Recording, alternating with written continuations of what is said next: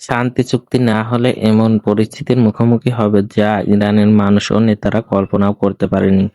ফরাসি গণমাধ্যমকে সাক্ষাৎকার দেওয়ার সময় তেহরানের এভাবেই সরাসরি হুমকি দিলেন ডোনাল্ড ট্রাম্প।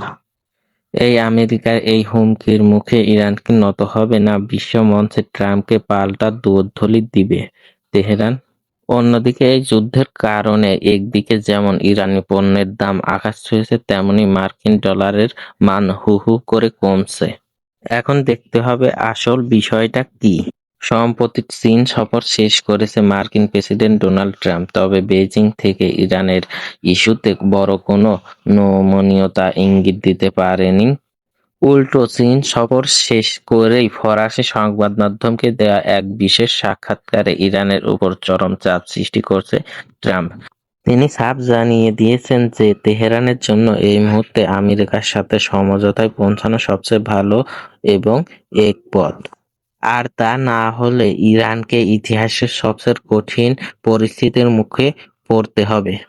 মার্কিন প্রেসিডেন্ট ডোনাল্ড ট্রাম্পের এই হুমকির জবাব এসেছে ভারতের মাটি থেকে। নয়াদিল্লিতে ব্রিক্স বৈঠকে যোগ দিয়ে ইরানের পররাষ্ট্রমন্ত্রী আব্বাস আরাকচি ওয়াশিংটনের মুখোশ খুলে দিয়েছে। আব্বাস আরাকচি স্পষ্টভাবে বলে দিয়েছে, ইরান আজও কূটনীতির জন্য ও আলোচনার জন্য প্রস্তুত আছে। সমস্যা হলো, আমেরিকার উপর তেহরান এখন আর বিশ্বাস রাখতে পারছে না, কারণ কোনো ধরনের পূর্ব সতর্কতা ছাড়া ইরান ও তার স্বার্থের উপরে মার্কিন বাহিনী হামলা চালিয়েছে। তারপর অতীতে পারমাণবিক চুক্তি থেকে হুট করে বেরিয়ে যাওয়া খামখেয়ালি ইতিহাস তো সবাই জানে। পারমাণবিক চুক্তি থেকে বের হয়ে যায় মার্কিন প্রেসিডেন্ট ডোনাল্ড ট্রাম্প ইরানের উপর অর্থনৈতিক নিষেধাজ্ঞা চালু করে এবং নানা যুদ্ধের চাপ দিতে থাকে। এখন এটা করবে না এর কি নিশ্চয়তা আছে? সেটাই বলছে আব্বাস আরাকচি ও ইরানের জনগণ।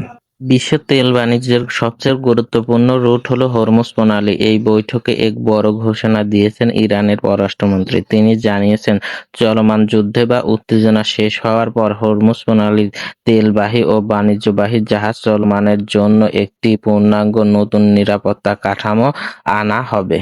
আর এই কাঠামোর নিয়ন্ত্রণ থাকবে আঞ্চলিক শক্তিগুলোর হাতে, যা আমেরিকার জন্য বড় ধাক্কা হতে পারে। তবে এই ভূপলিটিক্স লড়াইয়ে মূল্য দিতে হচ্ছে সাধারণ মানুষকে। যুদ্ধের সরাসরি প্রভাব পড়েছে ইরানের অভ্যন্তরীণ নিত্য প্রয়োজনীয় পণ্যের দাম এখন লাফিয়ে লাফিয়ে বাড়ছে। তীব্র অর্থনৈতিক সংকটে পড়ছে সাধারণ ইরানিরা। কিন্তু মুদ্রার উল্টোপিঠ বলছে অন্য কথা। ইরানকে কোণঠাসা করতে গিয়ে পাল্টা বিপাকে পড়ছে খোদ মার্কিন যুক্তরাষ্ট্র।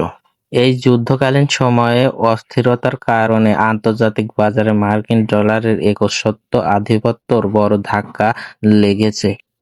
যুদ্ধের জন্য মার্কিন ডলার ক্রমাগত নিচের দিকে নামছে, যা মার্কিন অর্থনীতির জন্য মোটেও ভালো লক্ষণ নয় বলে জানিয়েছেন বিশেষজ্ঞরা। মার্কিন প্রেসিডেন্ট ডোনাল্ড ট্রাম্পের এই কঠিন হুমকি আর ইরানের পাল্টা প্রতিরোধ মধ্যপ্রাচ্যে এই আগুন কি বিশ্বযুদ্ধের রূপ নেবে, নাকি শেষ পর্যন্ত টেবিলে বসবে দুই দেশ? আপনার কি মনে হয়? আপনার মূল্যবান মন্তব্যটি কমেন্টে আমাদেরকে জানান। আপনারা দেখছেন হাতের মুঠোয় বিশ্ব। আসসালামু আলাইকুম।